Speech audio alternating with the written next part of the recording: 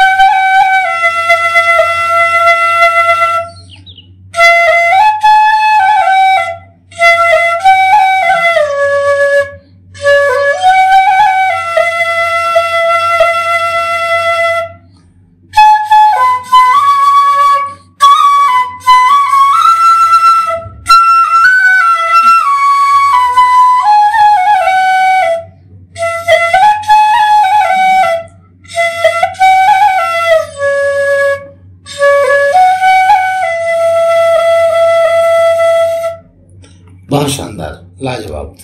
तो भाई जी, बांसुरी आपको खुद अपने आप प्रैक्टिस करने से आई, तो बांसुरी का आपके विभाग में भी कोई रोल रहा? क्योंकि बहुत सारी चीजें ऐसी होती है ना जो एक साथ क्रम से चलती हैं। नहीं, एक्चुअली संस्कृत विभाग तो था हमारा जी, लेकिन उसमें कहीं इसका कोई रोल नहीं रहा जी। ये केवल एक स्वांत सुखाए रही कि अपने बजा करके समय पास करता हूँ। मैं अगर ये मानूं कि जैसे आपका संबंध ज्यादातर वन और जंगल से होता है और बांसुरी चूंकि इजी कैरी की जा सकती है, तो ये आपके सुख का कारण बनी? नहीं, बिल्कुल बिल्कुल सही कह रहे हैं। मैं जब उत्तराखंड में था तो हम लोग जाते थे पहाड़ों में, वहां बैठ के आराम से बजाते थे और अच्छा, हमको भी अच्छा लगता था और सुनने वालों को भी अच्छा लगता था। तो हम चाहेंगे आपकी जो बड़ी बांसुरी मैं देख रहा हूँ, इस पर भी 1-2 धुन आप हमारे दर्शकों को सुनाइएगा। ये बांसुरी क्लासिकल के लिए होती है जी जी जी।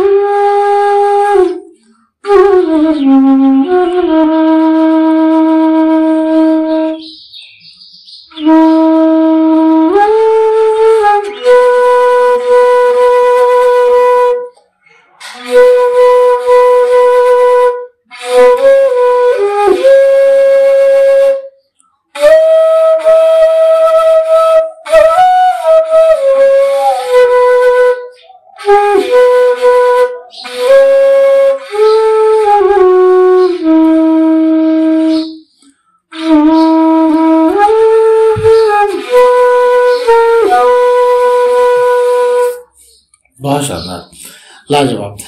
छोटी और बड़ी बांसुरी में अगर सादा भाषा में पूछा जाए तो क्या फर्क होता है, अगर दर्शक जानना चाहें तो? एक्चुअली छोटी बांसुरी ये मीठी आवाज उसमें होती है। अच्छा। और अपने को अच्छी लगती है, बाहर वालों को, सुनने वालों को अच्छी लगती है। और बड़ी बांसुरी ये क्लासिकल के लिए होती है।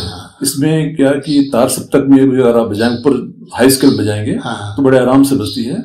और प्रैक्टिस के लिए शास्त्रीय संगीत जो होता है, शास्त्रीय संगीत होता है, उसमें प्रैक्टिस के लिए ये बड़ी बांसुरी बहुत अच्छी होती है। जी जी। दुबे जी, आप पुरातत्व विभाग में आए, इसकी कोई खास वजह? एक्चुअली मेरे पिताजी इसी विभाग में थे।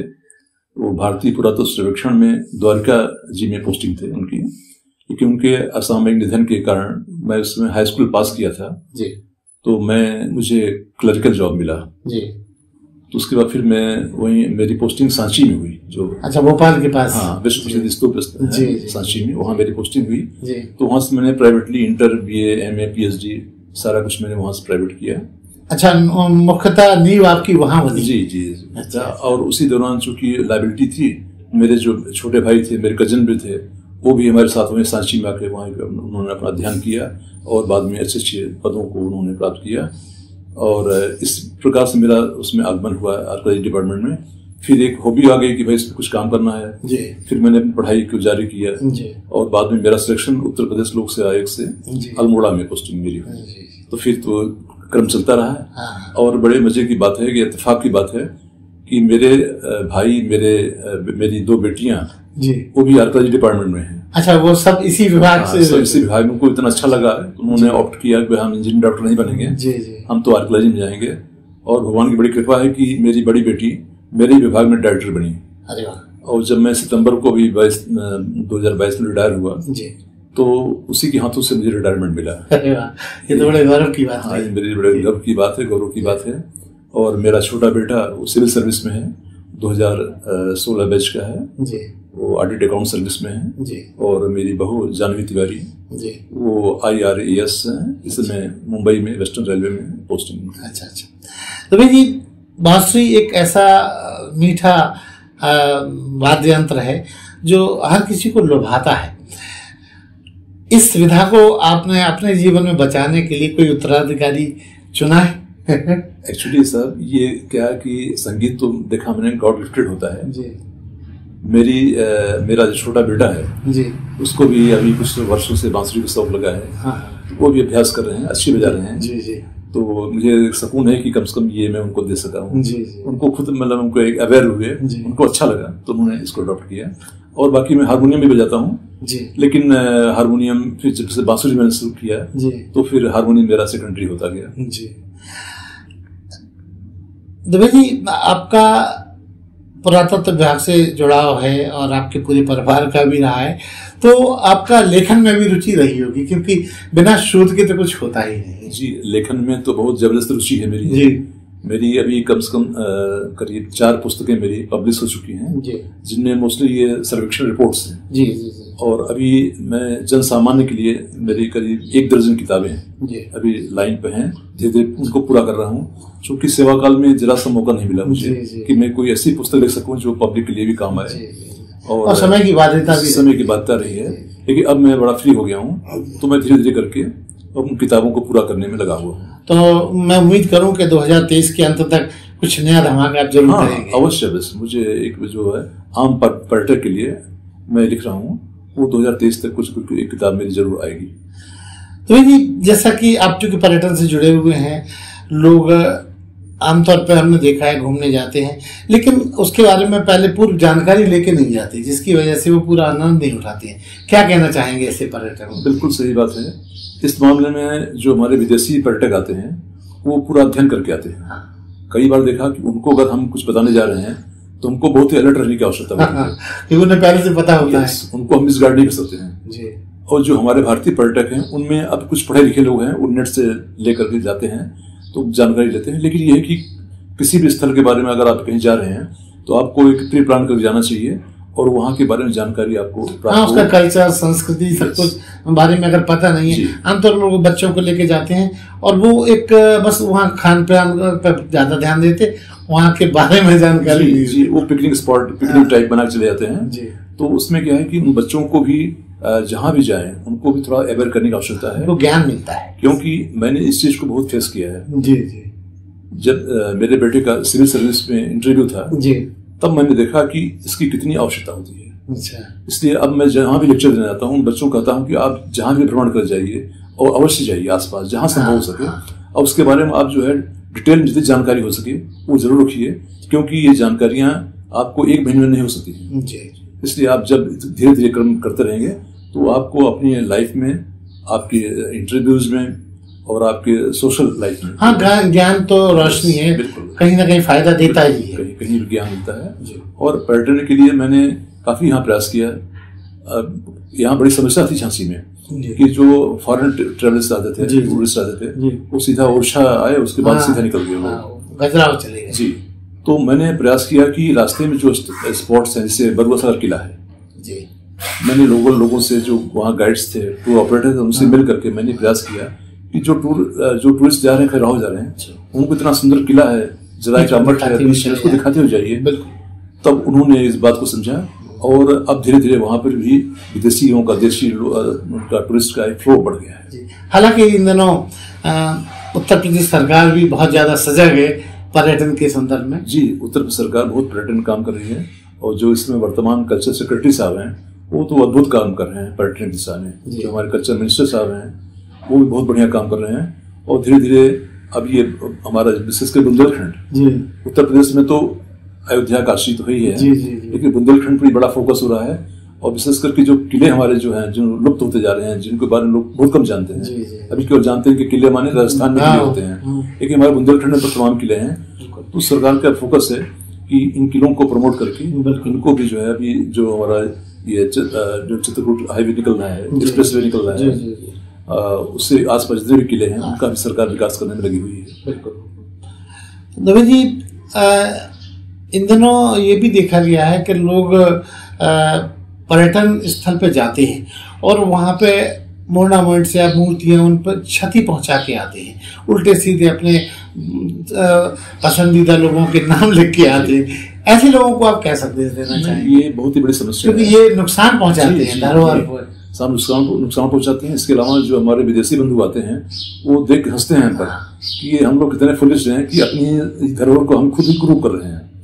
मैं तो जहाँ भी बच्चों को अवेयरनेस प्रोग्राम में जाता हूँ उनको ये शिक्षा देता हूँ, उनको मैं प्रेरणा देता हूँ कि आप कहीं भी जाएं, कहीं भी मॉन्यूमेंट देखने जाएं, न अपना नाम लिखें, कुछ भी न लिखें वहाँ पर। अगर कोई ऐसा कर रहा है तो उसको मना करें, रोकें, क्योंकि ये हमारी धरोहर ऐसी अमूल धरोहर है।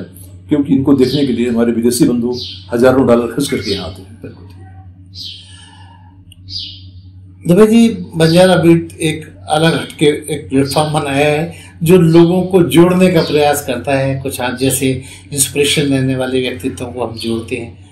हमारे दर्शकों को आप कुछ अपने तरीके से संदेश भी दीजिए और चलते चलते एक बांसुरी की एक सुंदर सी धुन भी सुनाइए। मित्रों, बंजारा बीट्स का कंट्रीब्यूशन अद्भुत है, क्योंकि ये एक प्रकार से इनका नॉन प्रोफेशनल मामला है। और इसीलिए जो कलाकार हमारे, जो हिडन कलाकार हैं, जिनके बारे में उनके आस पड़ोसी भी नहीं जानते हैं, उनको भी आप तक पहुंचा रहे हैं। इनके कार्यक्रम को अवश्य देखिए। और ये नायाब जो कहते हैं कि गुदड़ी जो लाल होते हैं, शिवे होते हैं, उनको बाहर लाने का और हम सब आपसे परिचय कराने का जो कार्य कर रहे हैं, इसके लिए भाई हमारे खरे जी का बहुत बड़ा योगदान है। और इसके लिए हम सभी लोग बहुत उनके शुक्रिया अदा करते हैं और बहुत ही उनका हम एहसान मानते हैं कि इतना कीमती समय निकाल करके वो जगह जगह जा करके गाँव से छिपे छिपे कलाकारों को, जो रिमोट से तमाम चीज़ों को ला कर यहाँ हम सबके सामने प्रस्तुत कर रहे हैं। मैं चाहूँगा कि चलते चलते आपकी मीठी बांसुरी की तान एक बार हो जाए। जरूर जरूर जरूर।